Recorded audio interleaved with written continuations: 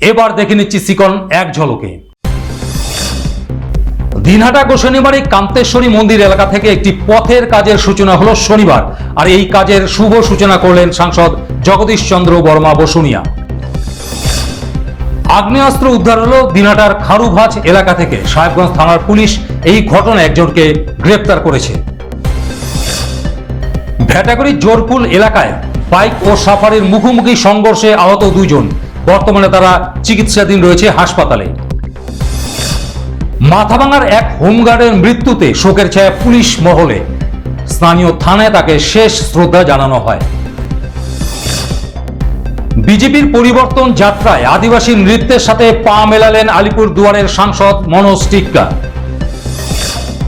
শনিবার কোচবিহার ফিল্ম সোসাইটির হলঘরে উত্তরবঙ্গের নাট্য সাহিত্য ও নাট্য চর্চার ইতিহাস গ্রন্থ প্রকাশিত হয়। অপরেশ লাহিড়ীর এই গ্রন্থ প্রকাশ অনুষ্ঠানে উপস্থিত ছিলেন বিশিষ্ট ব্যক্তিরা।